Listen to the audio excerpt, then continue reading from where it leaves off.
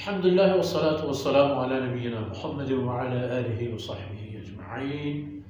أعوذ بالله من الشيطان الرجيم. ومن أحسن قولا ممن دعا إلى الله وعمل صالحا وقال إنني من المسلمين. ولا تستوي الحسنة ولا السيئة ادفع بالتي هي أحسن فإذا الذي بينك وبينه عداوة كأنه ولي حميم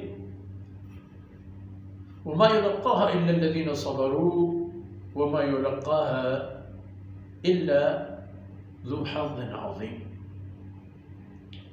وإما ينزغنك من الشيطان نزغ فاستعذ بالله إنه هو السميع العليم. سبحانك لا علم لنا إلا ما علمتنا إنك أنت العليم الحكيم. رب اشرح لي صدري ويسر لي أمري واحلل عقدة من لساني يفقهوا قولي واجعل لي وزيرا من أهلي رب زدني علما وارزقني فهما. ثم أما بعد. گرامی قدر بھائیوں بہنوں اور پیارے بچوں، نحن اولیاؤکم فی الحیات الدنیا وفی الآخرہ. مشاہدہ فرمایا آپ نے پچھلی باتوں میں، فرمایا وَمَنْ أَحْسَنُ قَوْلًا مِّمَّنْ دَعَا إِلَى اللَّهِ. وہ کون سا آدمی ہے جو کہے کچھ اور اس کی باتیں سب سے زیادہ حسین و خوبصورت اور مفید جاذب ہوں اس آدمی کی باتوں سے جو اللہ کی طرف بلائے. دعا الی اللہ، دعا الی اللہ، اللہ کی طرف بلائے، کلمہ لا الہ الا اللہ کی طرف بلائے. اس لیے تو مؤذنین کی بڑی شان ہے کہ وہ تو 5 اوقات میں 5 وقتوں میں وہ اللہ کی کبریائی کی طرف نہیں بلاتے. اشہد ان لا الہ الا اللہ اشہد ان محمد رسول اللہ، اور پھر بلانے کا جملہ یہ ہے حی علی الصلاۃ حی علی الفلاح. اور ویسے ہر داعی فی سبیل اللہ بھی اس آیت کا مصداق ہے. ہر وہ انسان جو اللہ کی طرف بلاتا ہے، اللہ کی بندگی کی طرف، عبادت کی طرف، قرآن کی طرف، رسول اللہ صلی اللہ علیہ وسلم کی تعلیمات کی طرف بلانے والا ہر انسان اس آیت کی خیر میں شامل ہے. اور اچھا فرمایا کہ اللہ کی طرف بلایا وعمل صالحا، نیک عمل بھی کی، وقال اننی من المسلمین، اور کہا کہ میں تو مسلمان ہوں. اور یہ سلسلہ آغاز ہوتا ہے صحابہ رسول صلی اللہ علیہ وسلم سے، جناب صحابہ کرام سے، ان لوگوں سے جو پورے ہوا کے خلاف چلا کرتے تھے. اور ان کا سب سے بڑا علم بردار صدیق اکبر، ہر خیر میں السابق الاول، پہل کرنے والا.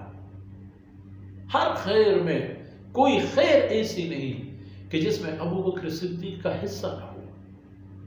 بانی ہے. اس لیے انبیاء علیہ السلام کے بعد شان ہے صدیق اکبر اور بقیہ خلفائے راشدین اور صحابہ کرام. تو فرمایا اس سے بہتر کس کی بات ہوگی.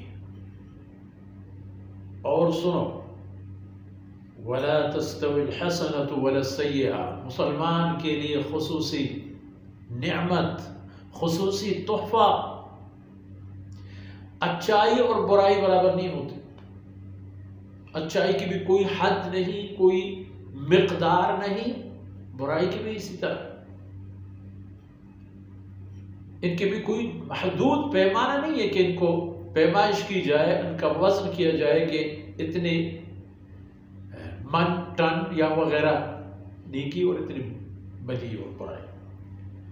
لا ولا تستوی الحسنۃ ولا السیئہ، برابر تو نہیں ہوتے اچھائی اور برائی. لیکن تمہیں کیا کرنا ہے؟ کلمہ لا الہ الا اللہ پڑھنے والے ادفع باللتی ہی احسن، تم متبادل سلوک کرو ایسے انداز میں جو احسن کی طرف ہے، اچھائی کی طرف جائے. کہیں سکوت، کہیں تسامح، کہیں درگزر، اور حتیٰ کہ کہیں جا کر معذرت پیش کرنا. جس کی ظرفیت جتنی اس کی ہمت بھی اسی کے مطابق. تو فرمایا جب تم برائی کا کے ساتھ سلوک کرو گے اچھائی کا، برے آدمی کے ساتھ، اور جناب رسول اللہ صلی اللہ علیہ وسلم کا فرمان بھی تو یہی ہے، احسن الی من اساء الیک، جس نے تیرے ساتھ برائی کی تم اس کے ساتھ اچھائی کرو. یہ جو فارسی کا ایک مشہور شعر ہے، بدی را بدی سهل باشد جزا، اگر مردی احسن الی من اساء، برائی کے ساتھ برن ہاتھ ساتھ، اسی طرح ایک دوسرے کے مد مقابل میں کھڑے ہونا، آگے بڑھو، بولو، یہ تو ایک کا کام ہے، یہ کوئی بھی کر سکتا ہے. لیکن اگر شریعت کے مطابق والے انسان ہو، عظمت والے انسان ہو، تو جس نے تیرے ساتھ برائی کی تم اس کے ساتھ اچھائی کر. یہ قرآن کریم کی آیتوں کی مصداق ہے. مجھے فرمایا ایسے کرو گے فَإِذَا الَّذِي بَيْنَكَ وَبَيْنَهُ عَدَاوَةٌ كَأَنَّهُ وَلِيٌّ حَمِيمٌ، ایسے کرو گے تو دیر نہیں ہوگا کہ یہ دیکھو گے کہ تمہارا خونی دشمن جگری یار بن جاتا ہے، ولی حمیم، گہرے دوست. لیکن فرمایا وَمَا يُلَقَّاهَا إِلَّا الَّذِينَ صَبَرُوا، یہ سعادت ہر ایک کی نصیب نہیں ہوتی ہے. جو صبر کرنے والے لوگ ہیں، تحمل مزاج والے لوگ، وہ یہ سعادت پائیں گے. وَمَا يُلَقَّاهَا إِلَّا ذُو حَظٍّ عَظِيمٍ، اور یہ سعادت وہ لوگ پائیں گے جن کی اللہ نے حصہ بہت زیادہ کی. اپنے حصہ بڑھا دو، پہلے سے مسلمان، قرآن پر چلو، قرآن کو آگے رکھو. قرآن کے احکامات پر چلنے والا نہ تو دنیا میں پشیمان اور پریشان ہوتا ہے اور نہ آخرت میں. وَإِمَّا يَنزَغَنَّكَ مِنَ الشَّيْطَانِ النَّزْغٌ، باقی شیطان تو چھوڑے گا نہیں، ہر چیز میں ٹانگ اڑائی تو کر لے گا، اس کا کام تو یہی ہے، اسے وہ کوئی تھوڑی کام ہے جو اس سے ہٹ کر.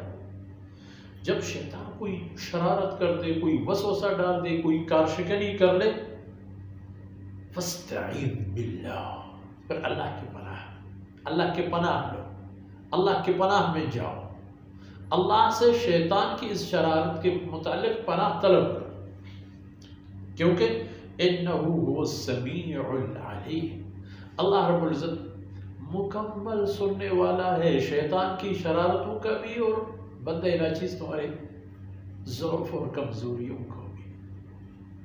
اپنے آپ کو اللہ کے پناہ میں پہنچو، عرض کرو، فریاد کرو کہ اللہ مجھے سنبھال. اور اللہ العلیم ہے، مکمل جاننے والا، A to Z، ہر حالات و کیفیات کو جاننے والا اور اس سے باخبر. تو اللہ پھر بہتر جانتا ہے کہ کس کے ساتھ کیا سلوک ہو. اس لیے آپ اپنے آپ کو اللہ کے پناہ میں ڈالو، کیونکہ تم جو بھی نیکی کرو گے شیطان آگے بڑھے گا، مقابلہ کر لے گا، نہیں چھوڑے گا. لیکن اللہ کے پناہ مانگ کے آگے بڑھو، شیطان خوار و ذلیل ہو کر پیچھے ہٹنے پر مجبور ہو جائے گا. ان معروضات کے ساتھ ہی آج کی باتیں اختتام پذیر ہوتی ہیں. وصلی اللہ علی نبینا محمد وعلی آلہ وصحبہ.